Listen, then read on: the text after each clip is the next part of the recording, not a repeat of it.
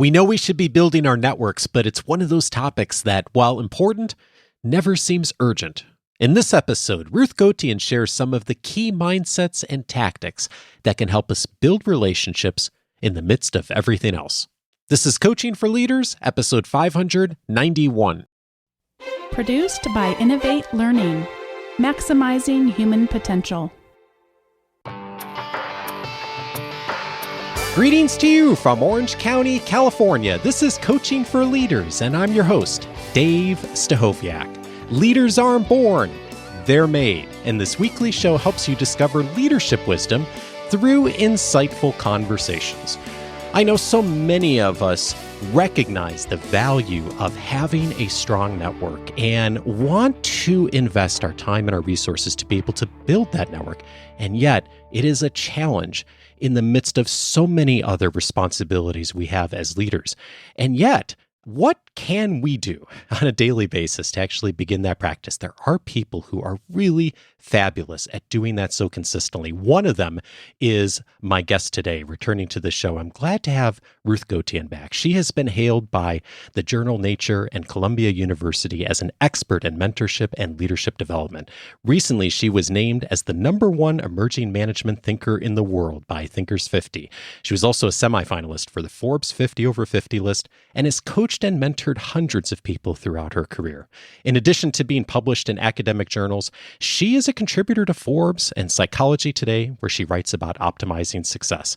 She is the Chief Learning Officer in Anesthesiology and former Assistant Dean of Mentoring and Executive Director of the Mentoring Academy at Weill Cornell Medicine, where she is a faculty member. She is also the author of The Success Factor, Developing the Mindset and Skillset for Peak Business Performance. Ruth, I'm so glad to have you back on the show.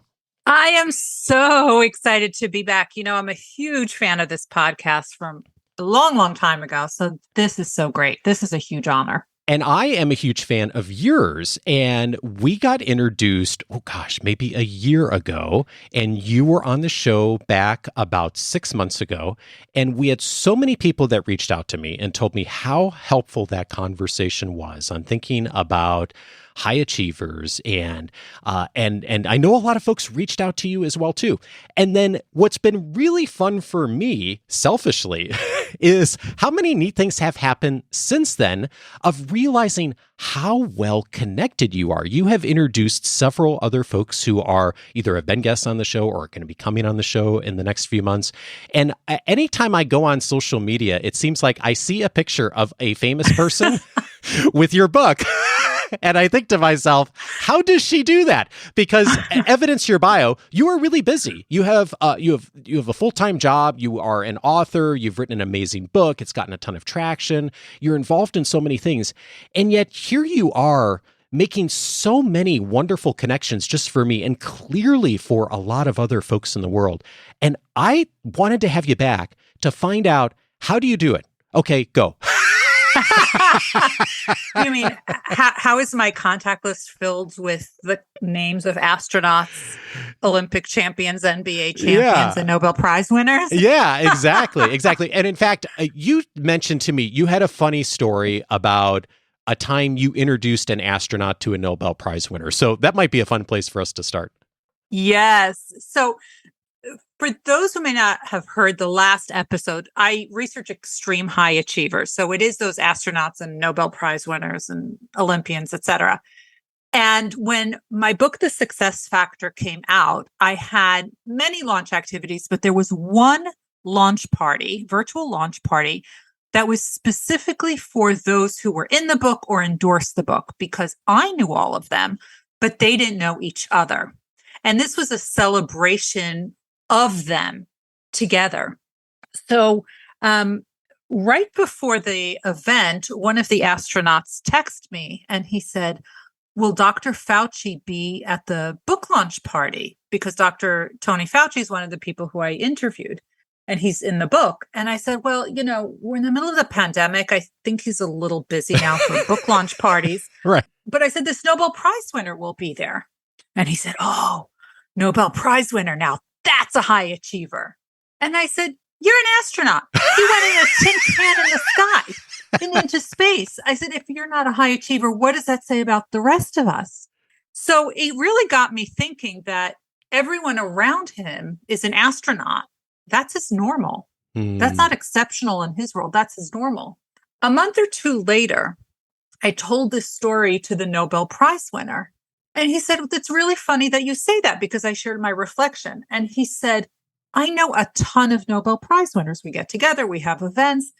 In my world, it's just not a big deal because I know so many of them, but I don't know any astronauts. I said, oh, I can fix this. So, and they both happen to be from New York. So I introduced the astronaut to the Nobel Prize winner. They had a Zoom. I think there's a whole bromance happening now. And I am convinced before long they're going to publish together. Oh, wow. That's so funny. You write in The Success Factor, all of the high achievers have an extensive network they have been cultivating over their entire career. It is their social and political capital, their currency. Over time, people in their network become good friends and trusted confidants. They continuously meet new people and develop more professional relationships. It's constantly evolving. As I was reading that, I was thinking that the value of having a strong network, I think, is something most people recognize inherently. I think certainly almost everyone who listens to this show. And yet, I'm wondering what it is about the mindset high achievers have around building a network that's different from a typical professional. And I think this is really the difference. The difference is that they break out of their shell, they break out of their industry, and they're willing to talk to anyone of any rank, including people who are more junior to them, one or two generations younger than them. And it's all about building relationships. It's not about a transaction. And when you look at these people, they are very good friends. These are the people they can reach out for advice, for guidance, for perspective. They become confidants to each other. So whenever they're meeting new people, it's, do I like this person? That's really what it boils down to. Do I like this person? Is this a relationship that I can build? It's not about transactions. And in fact, they rarely talk about work at the beginning. They are just fostering this relationship because that is the foundation for everything. Look, I am not a basic scientist. So what am I going to talk to the Nobel Prize winners about? I have no interest in going to space. So what do I talk to the astronauts about? Yes, I was an athlete in high school, but I am by no means an Olympic athlete. I can barely make a shot in the basketball court, but yet I have NBA champions who I know. Because we're not talking about work. There are people all day long talking to them about work. We're talking about life. We talk about friends. We talk about family. We talk about travel. That's really what it's all about. It's about creating those relationships and knowing that other people outside of your industry are as important, if not more important, than the people who you work with, because they can provide perspective that you don't have because you have blinders on. I'm thinking about what you described with the launch party you had for your book, and also the point you made of that the high achievers are so often talking to folks at all different disciplines, all different ranks and tenures, and also folks that are a generation or two behind them. I think we've all seen examples like that, and it seems so daunting.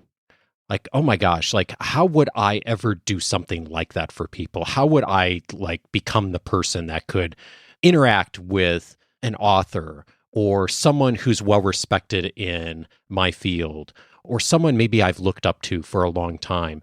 And I'm curious, as you started to do this, and you've done this really well now for a while, but what was the shift for you? What got you started of actually taking some action to begin to open up those opportunities? So I've always been fascinated with high achievers, and I wanted to really study extreme high achievers. And my father always said to me, my late father said, you don't ask, you don't get. And I figured if I don't ask, if I don't go up to them and talk to them, I've already rejected myself. They don't have to reject me. I've done that to myself. But if I approach them, I risk the chance that they'll say yes. And that was a risk that I was willing to take. And very few people have actually turned me down. Now, I will say that of all the extreme high achievers in the book, 90 or 95% of them were through referrals. So I needed to get to one astronaut, one Olympian, one Nobel Prize winner. And it just snowballed from there. And what happens is when people see that you're not just being a fangirl, but that you're using this information for good, you're doing good work with it, you're putting them in a good frame and a good light, they want to help you. They want to help you, and they will introduce you to others as well. So that is something that I've always done. And I have found different ways for us to build our relationship over time. So sure, I interviewed them for the book, but there are times that they needed things from me. And because we've established such a friendship at this point, they didn't have to feel uncomfortable about asking me. Because remember, everyone's world is pretty small. So for example, there's a Nobel Prize winner who wrote a book, a great book, an autobiography. The challenge he was having is that everyone he knew was in the scientific world. And he wanted the book to have a bigger impact so people outside of the scientific world would be able to read it. Well, I happen to know a thing or two about book marketing, and I started telling him about all these ways to market your book. And all of a sudden, he is now reaching markets that he didn't even know existed before. And I am a generation younger. I don't have, nor will I ever have, a Nobel Prize. But there was something I could do to help him. And happy to do it, happy to continue doing it. But there were times that I sought his counsel for something, because we're both in academia, and he gave me sound advice for which I'm forever thankful. So there's always something that you can offer. Hey, if you are a Gen Z, everyone from a millennial on up, that's Gen X, that's the boomers, they would want your help with anything you could do with social media. Because while Gen Z was born with a social media account, the rest of us were not. We have to learn it, and it's hard. So there's always something that you can teach others, always. Indeed. What you just said, so many of us, including me, have had this thinking error that I can't possibly add anything to someone else's work or professional capacity, especially someone who's been really successful or well-known, or maybe I've admired. And I recall one time that really challenged my own thinking on this, Ruth. Years ago, we had two people on the show relatively close together, both of them really well-known authors. Both have actually been on the show multiple times. And one of them mentioned something about the other one in an article they had written, not even in the books, but how much they admired the person. And I mentioned it to one of them. I can't remember which one. And I realized they didn't know each other. And I just assumed, I sort of assume everyone knows each other, and I'm the one person You just assumed all authors get together in some back smoke-filled room and know each other. Right. When I started doing this, I'm like, everyone knows everyone else. I don't know anyone, that whole thinking error. And it hadn't dawned on me that they didn't know each other or they weren't connected. And in fact, one of them had tried to reach out, and for whatever reason, they'd never connected. And so I sent them both an email, and I thought as I was writing this email, I can't believe I'm introducing these two people. And that actually this is helpful, because I would have thought they would have found each other in the world. And so I introduced them, and they got connected, and it was great. And it was one of many times that I've been reminded of, what you pointed out a moment ago, that I think oftentimes we so don't realize the ability we have to do something that's helpful to someone else. And we see all their accomplishments, we see their resume, and we think oh, they have it all figured out. They know everybody. There's nothing I can do to help them. And yet there's often so much we can do if we're willing to get past the kind of I'm just going to be the fanboy, fangirl, like you said, and actually do something that's really useful to someone and think about how could I serve them? And there's so much opportunity for that. Absolutely. You just have to be willing to give more than you take. Yeah. How do you demonstrate that to people? That there's something that you're there to offer them that gets beyond just the casual comment or the, nice to meet you at an event or something like that, that actually furthers the conversation. Well, I can give you a few examples that have recently happened. We all come from different experiences. And I have an adult learning background, but we know with adult learners is that they use those experiences to inform everything that they're doing. But those are my experiences, and your experiences are going to be different. So I was recently at a conference of the 100 coaches, the Marshall Goldsmith 100 coaches. And, we're all getting together and we're all chatting and we're all learning, and that's great. But the best learning happens on the line to the bathroom and the coffee break and all those breaks in between. Yeah. Well, afterwards, when the conference was over, I happened to be sitting in the Delta Lounge. And the great thing about that lounge is that anyone who you see the people who were at the conference with you, but each one is going to a different destination, but you can all, instead of sitting at the gate, you can all sit there together. And one of them was saying, oh, she wanted to do this research project. She doesn't know how to start it, et cetera, et cetera. And I said, well, I know how to do research. I've been doing research. I said, well, first you need to get an IRB. She said, what's an IRB? So I'm talking her through the IRB and talking her through the process of how to get it and what to do it. And that is something that I was able to offer her. She outranks me in several different spheres, but I knew how to do research. And that is something that she didn't know. She didn't even know what questions to ask. And I was able to help her with that. And I was able to bring in another person into the conversation who knows a different angle to research, who could provide even another dimension to it. All of a sudden, she was texting us from her flight saying, this was so amazing. This is so great. Let's get together again. I didn't ask her. There's nothing I need to ask her for. But I figured she's a really good person. This is something she wants to do, doesn't quite know how to do it. I know how to do it. Why not share the intel? Why not? Yeah. Can't take it with me, right? So yeah, indeed. And that's just one of the things that happened. I introduce people to each other all the time. All the time I introduce people. Someone tells me they want to work on something. I say, you need to talk to so-and-so. Let me make the introduction. First, I make sure it's okay with them. And then I say, let me make the introduction. I must do that multiple times a week. Wow. Huge. And it comes back to how am I helpful to that person and like getting in that mindset. And this reminds me of just some of the messages and LinkedIn reach outs that I get. There's probably two different extremes that I see.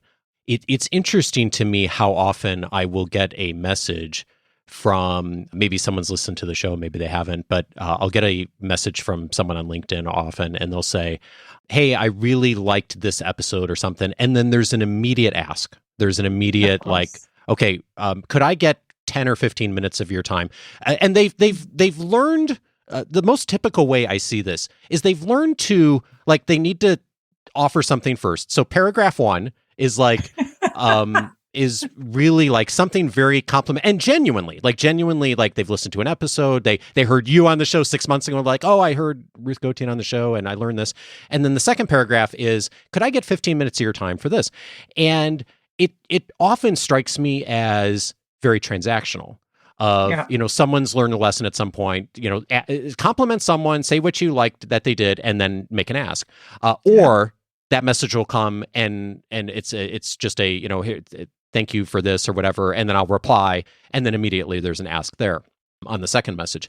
And so that always strikes me as someone who gets a lot of those now inbound requests.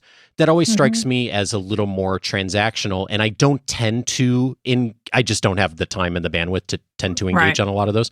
What almost always I engage with, although I'm sure I've missed some over the years, but when someone reaches out to me and they share something they've learned on the podcast or something I've done, and they say, here's something I am going to try. Or here's something I did and here's what worked.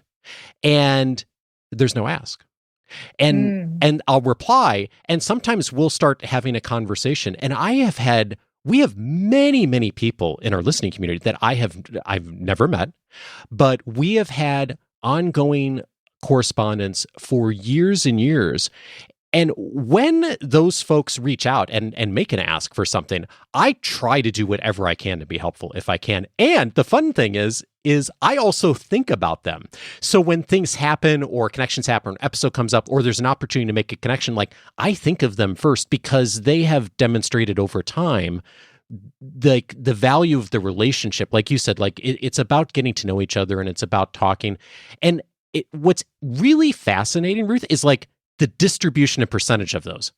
The people who really like have said, hey, I'm going to start to build I don't know if they've done this consciously, but they've decided I'm going to build a relationship over time. Like every few months, I'm going to drop a line and say, here's what I learned and here's what's going on. The percentage of those people is so tiny. And so the people who are willing to do that, like they really do rise up on my radar screen and folks that I tend to talk with quite a bit. And from what I've heard from others, I think that's pretty typical.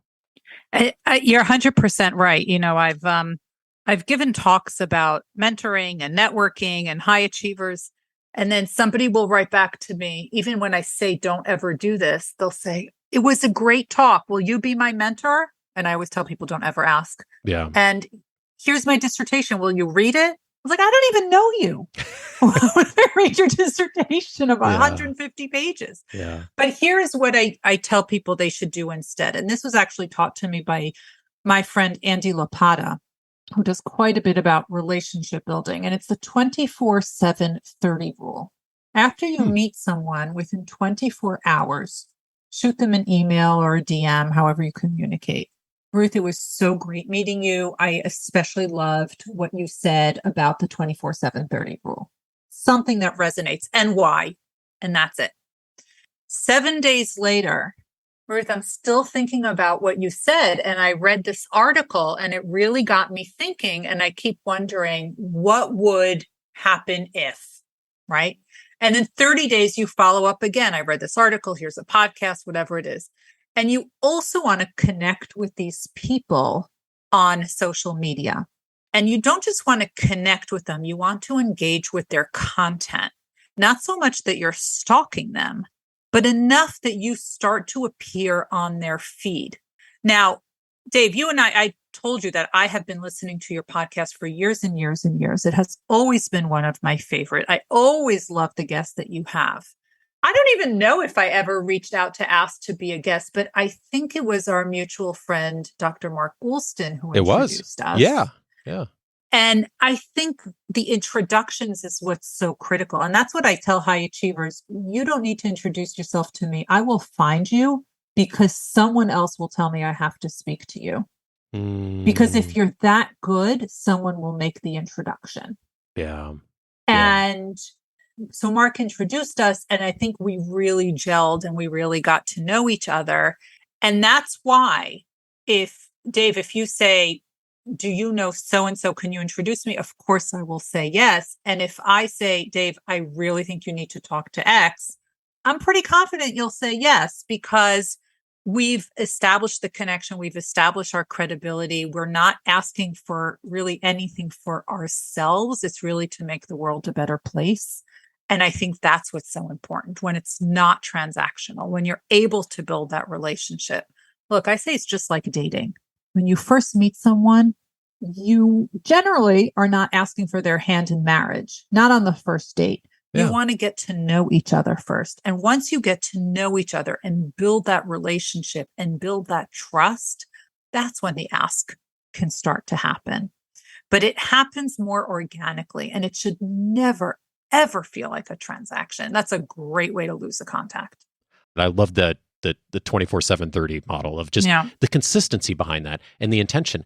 And what's really cool, I think, is there's so few people, like when you look at the population of the world, there's so few people who really genuinely do that well, that when you do that well and you're willing to put in the time and the effort, you really like you separate yourself, and people notice you and start referring to you. Like, to your point, like you and I got connected, not directly, but when you do that so consistently over time, other people start to make those connections for you too. It's about matching people, but not just matching, taking it to the next level. If I'm going to introduce you to someone, I will then tell you, this is what you need to succeed, right? If I recommend you to Dave's podcast, this is what you need to do in order to succeed on his podcast. You have to take that next step. It's not, the introduction is not enough. Anyone can make an introduction. It's about taking it to the next level. And you're right. That is what will make you stand apart from others. Now, I have another tip for your listeners that they might find useful, because it really changed the way I'm able to have these conversations. And I tell this for everyone: if you are more extroverted or more introverted, you need to have what I call a professional toolbox of starter sentences. Starter sentences are benign ways to engage with people, where you're able to initiate a conversation without talking about the weather. And it can be used with anyone from a 4-star general to an astronaut to a student. And it's just a way to spark that conversation. I call them sentence starters. So, and I'll give you some great stories, because this is how it started. I was at this conference in Charleston over New Year's Eve, and I'm sitting there in the lobby completely overwhelmed by the people there. And right next to me walks this woman with a purse in the shape of a clock, a real clock. Huh. And I said, oh, that's a really unique purse. And she then starts engaging with me, a whole conversation about the purse and how she bought it and where she got it. Turns out she was one of the first female comedic writers and wrote for Maude. Wow. And she then started introducing me to other people, and it was a conversation over a purse. Another time I was at an ethics conference at the United States Military Academy at West Point. Talk about being a fish out of water. Everyone there, has all their brass and all their medals on their uniform, and I'm coming in my New York black suit. And over the brunch line, over the grilled vegetables, this woman who has, her entire shirt is filled with medals. Which was your favorite session so far? Oh, I thought that was so brilliant. Huh. So I told her which was my favorite session. And then we started talking. And before we knew it, we weren't a civilian and military. We were two people engaging in conversation. And I learned about her work and she learned about my work. And it started over, which is your favorite session? But you need to have these kind of conversation starters that you can start with people. I talk to people about men like to wear funky socks. I am always having conversations about socks. A, I think they're pretty cool. B, it's a great conversation starter. You want to have these ways to engage with people. And I know that this topic resonates with so many people, because every time I write about it, those pieces go viral.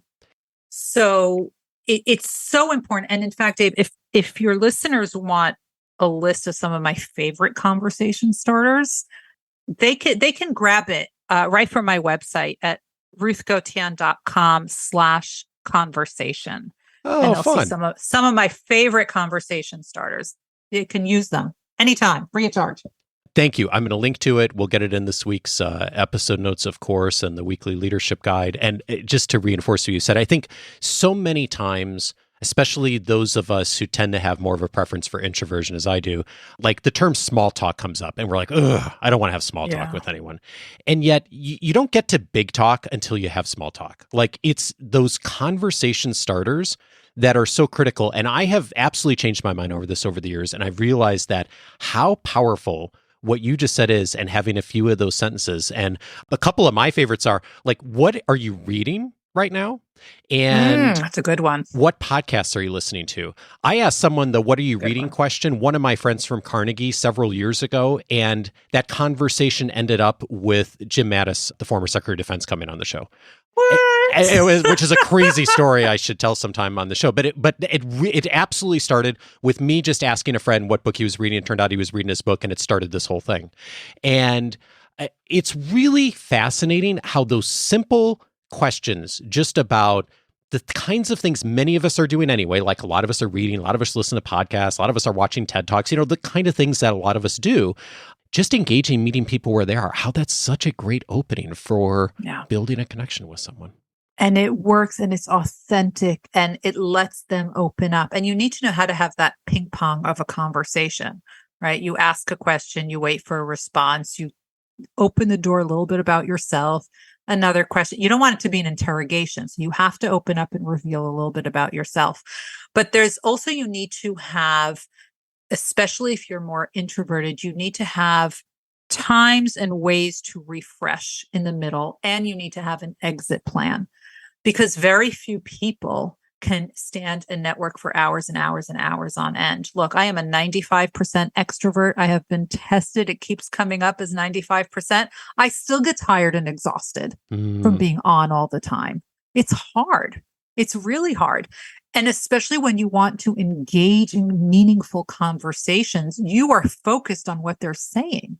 That really can drain you. So you need to find ways to refresh. And that's why I say, got to powder my nose, because I just need that quiet. I need that white noise to just settle. And sometimes you'll see me just sitting by the ladies' room by myself for 15 minutes just to get grounded again. And sometimes that's what you need to do, and that's okay. Indeed. This has been so helpful. Thank you so much for sharing your wisdom with us. One of the things that gives me so much joy in my work is when guests tell me how much people have reached out to them. And you have been so gracious to loop back with me. I know a number of folks in our community have invited you to come speak at their organizations, give keynotes. Thank you so much for looping back with me on that. And I would make that invitation to folks if maybe you might reach out to Ruth in the spirit of this conversation today. And if you've read her book, let her know what was the story that resonated with you. And if you haven't read the book, maybe you might reflect on this conversation and mention what was most helpful from this. And if it's something your organization would benefit from, what a wonderful resource you've been to so many on reaching out and speaking. Thank you so much for all that you're doing. I'm so grateful for it. Thank you so much for having me. And I am always thrilled to be back here. This is like coming home. Oh, good. Well, in that case, you know what I'm going to ask you next. My last question, which is always what you've changed your mind on. And I asked you 6 months ago when you were on the show, but I have a more specific version of the question this time. Around building a network. I'm curious, as you've been doing this so successfully for many years now and engaging with people and making introductions, when you look at what you believe today, your mindset around building a network and reaching out to people, what have you changed your mind on from years ago? So in the past, it used to be quantity, and now it's quality. In the past, it was how many people do I know? How many likes am I getting? Where now that's not nearly as important to me as the quality of the people who I'm meeting, the quality of the relationship that we can build. And to me, the biggest sign of success is that if I can be friends with that person, then I know I've made the right choice.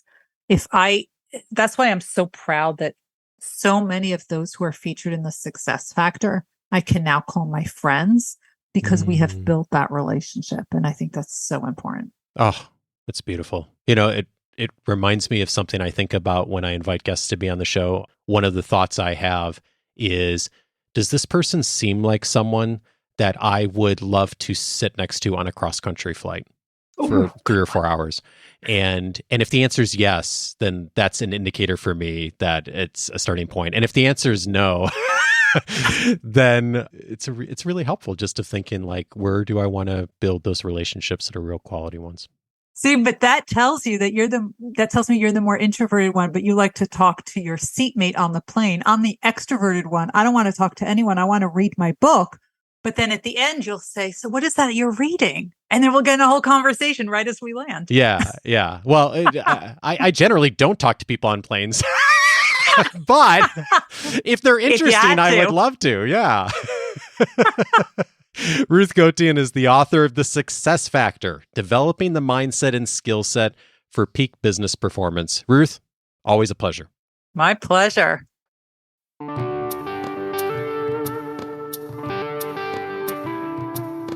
If this conversation was helpful to you, several related episodes I'd also recommend. One of them is episode 347, The Power of Weak Connections with David Burkus.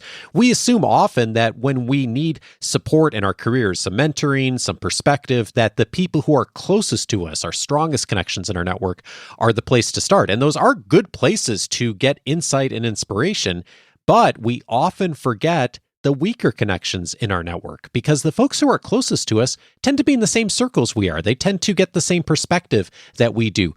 Often, some of the best opportunities can come from our weak connections. David Burkus talks in that episode about his research on weaker connections and how we can actually leverage that to be effective in our networking. Details in that on episode 347. I'd also recommend episode 425, How to Strengthen Your Network, a great complement to this conversation. Marissa King was my guest on that episode. She has done a ton of research on networks and relationships, and in particular has identified 3 different kinds of networks that people tend to create. And a lot of us tend to prefer one method versus another. It's helpful to know where your preferences are, what kind of network has tended to emerge for you or networks. And I found episode 425 really insightful on how I continue to build and leverage my strengths and also, where some of the blind spots are. Again, that's episode 425. Also recommended episode 495, How to Get Noticed on LinkedIn. Stephen Hart was my guest on that episode. We talked about some of the specific tactics and strategies on getting noticed more, of course, on LinkedIn, but also it would apply to almost any of the social media platforms these days. And if you do take the invitation to start creating a bit of content, you really do narrow yourself into a small category of people who are doing that actively. Some starting points for that on episode 495. And then finally, my previous conversation with Ruth was episode 567, How to Lead and Retain High Performers. If you have had some top people in your organization depart, that perhaps was a surprise in the recent past, that is a must listen for you. Episode 567 really gets to the heart of Ruth's research on the Success Factor book. All of those episodes you can find on the coachingforleaders.com website. I'm inviting you today to set up your free membership at coachingforleaders.com so you have full access to the entire library of episodes I've aired since 2011. One of those topic areas is networking. We've had many, many conversations over the years, in addition to the ones I mentioned on networking. It's an important skill for all of us as leaders to get better at and building and strengthening our professional networks. Many other conversations you'll find on the website, along with many other topics. It's always so wonderful to get emails from folks who tell me they've been listening to the show and then they go back and start listening to the first episode and are working their way through the whole catalog. And I just, I'm always tickled when I hear that. And it's never been my intention, though, that everyone does that. Rather, I think it's even more helpful to go through and find what's most relevant to you right now. And that is why the episode library in the free membership is there, so that you can identify what's most important to you right now. Maybe it's building your coaching skills. Maybe it's strengthening your network. Maybe it's personal leadership or stress management or developing talent in your organization. That and dozens of other topics of all the episodes we've aired over the years are found there. Set up your free membership at coachingforleaders.com and you'll be off and running with us. Thanks as always for listening, and I'll see you back for our next conversation this coming Monday. Take care.